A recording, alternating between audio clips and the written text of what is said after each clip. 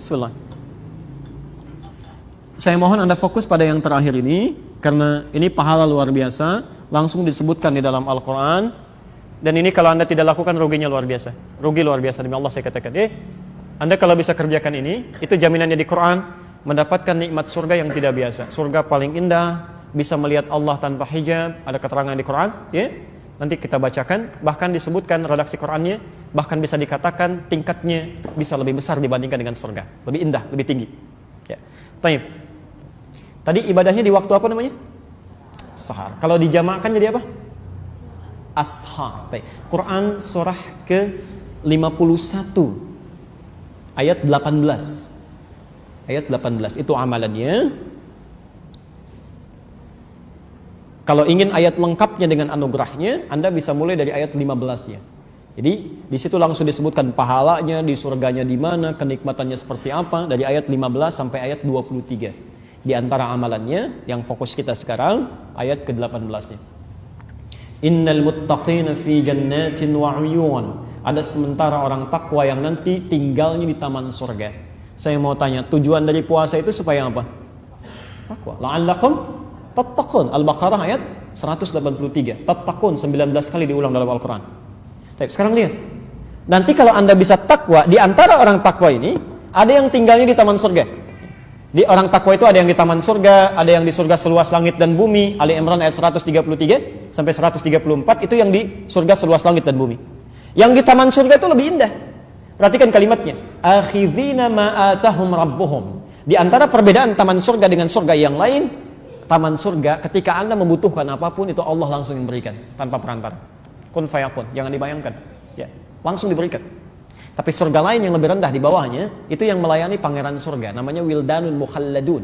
Ya. Jadi kalau Anda misalnya butuh mau minum sesuatu, maka dia datang. Kalau perempuan pangeran surga, laki-laki bidadari surga. Bi aqwabi wa abariqa wa ka'sim min ma'in. Datang membawakan gelas-gelas yang berkilauan dengan emas yang luar biasa, dihiasi mutiara-mutiara yang berkemilauan. Mala 'ainun ra'at wala udhunun sami'at wala khatara 'ala qalbi bashar. Enggak pernah kelihatan oleh mata, terdengar oleh telinga, bahkan terlintas dalam benak kita. Di Anda bayangkan sekarang pun itu enggak akan pernah seperti itu. Ya. Tapi ini tidak.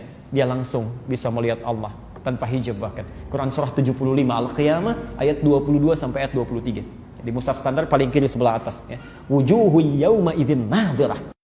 Orang yang nanti Anda bisa saksikan wajahnya berbinar-binar. Gembira luar biasa. Bukan karena masuk surganya. Ya. Ila rabbiha nadhirah. Dia bisa lihat Allah langsung tanpa hijab. Tanpa hijab. Ila rabbiha nadhirah. Allahu Akbar. Apa amalannya? Di antaranya Quran surah 51 ayat yang ke-18 itu.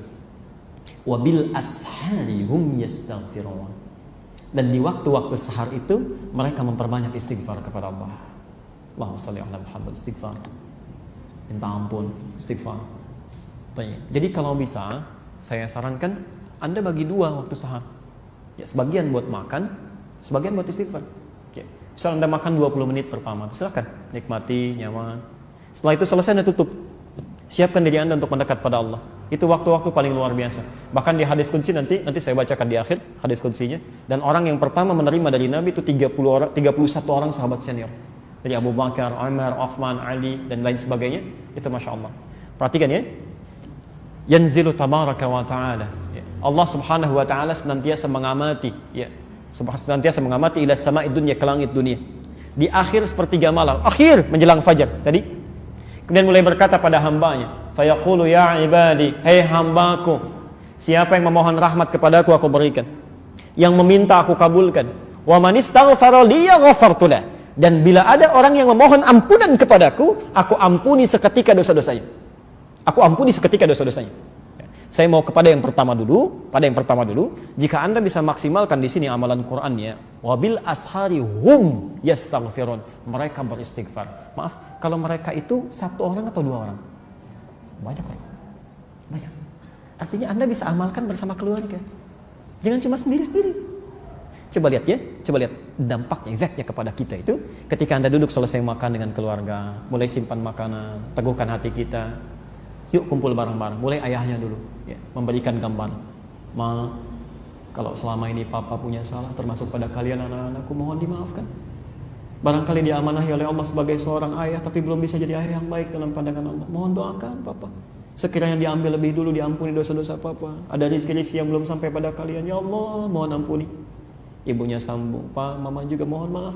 Sekiranya belum bisa menjadi istri yang sempurna, Mama bagi kalian yang baik. Tolong doakan supaya lebih baik merawat kalian. Yang paling indah ketika anak-anak Anda berkata, Maaf Pak, kami juga mohon maaf. Ya Allah ampuni. Belum bisa jadi anak yang saleh, belum bisa menghafal Quran, memberikan mahkota di kemudian hari. Ya Allah ampuni kami. Ketika semuanya sudah larut dalam kebaikan, tiba-tiba semuanya mengatakan, Ya Allah ampuni kami, Ya Allah. Ya Allah ampuni kami, Astagfirullahaladzim, Astagfirullahaladzim. Itu Masya Allah, turun ampunan Allah bagi satu keluarga itu. Ghufirallahu ma taqaddama min dhanbi. Selesai, diampuni dosanya. Ghafartu lah, kata Allah, diampuni dosanya. Kata Ibnu Qayyim Al-Jauziyah, jika Anda memiliki waktu yang sangat singkat, tapi punya banyak permohonan, maka dahulukan istighfar, perbanyak. Ketika Anda diampuni dosanya, maka Allah akan mengabulkan permohonan Anda bahkan sebelum Anda memintanya. Sebelum Anda memintanya.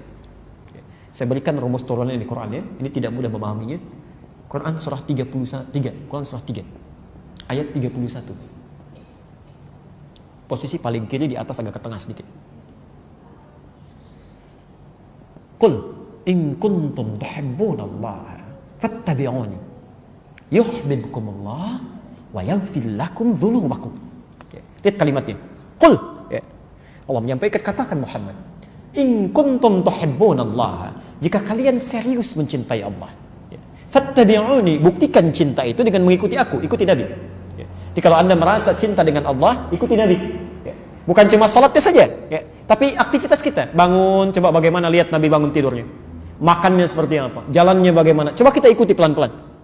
Kalau Anda bisa lakukan itu, lihat turunannya ya. Yuhibbukumullah, Allah akan cintai kita. Cinta Allah. Nah, sekarang perhatikan persamaannya. Ya, saya pernah terangkan ini juga dalam kesempatan yang lain. Kalau Allah sudah mencintai seseorang, maka ternyata yang pertama diberikan itu bukan dunia. Bukan.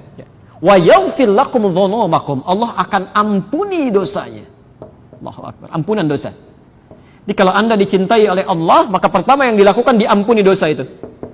Sudah habiskan. Kamu nggak usah punya dosa lagi. Pulang. Ya. Bukankah kalau ada seseorang pernah punya salah pada Anda macam-macam dan minta maaf, yang pertama Anda lakukan kan memaafkan dulu ya. Kalau Anda sudah senang kan Anda bisa berikan apa saja. Masya Allah. Allah ampuni dosanya. Jadi kalau ada yang dicintai Allah, diampuni dosanya. Sekarang lihat sini. Sifat cinta itu selalu memiliki sifat akan selalu memberi bahkan sebelum diminta. Coba perhatikan.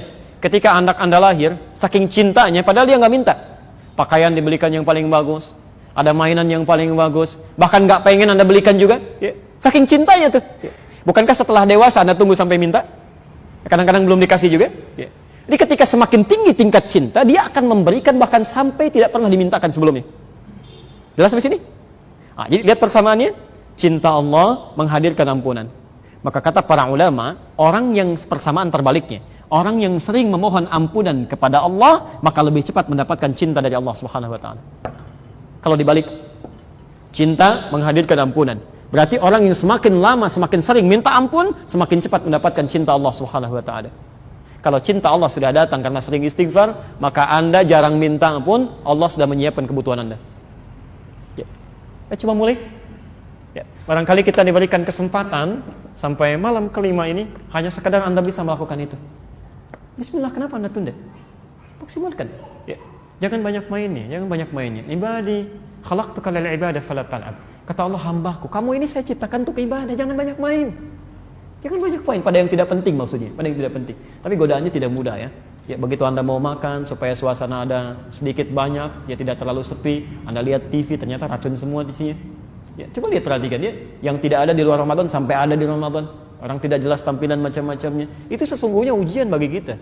Matikan aja. Ambil suasana yang enaknya, manfaatkan. Cuma 10 menit kok.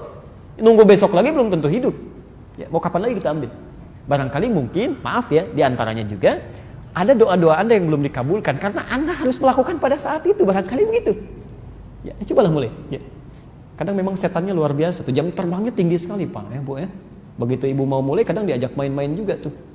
Pak, yuk besok siap. Baik, begitu dia mulai, Pak, mohon maaf selama ini mama belum sempurna, banyak salahnya. Emang, kadang-kadang tetep masuknya itu. Perlu penyesuaian ya. Bismillah, mulai.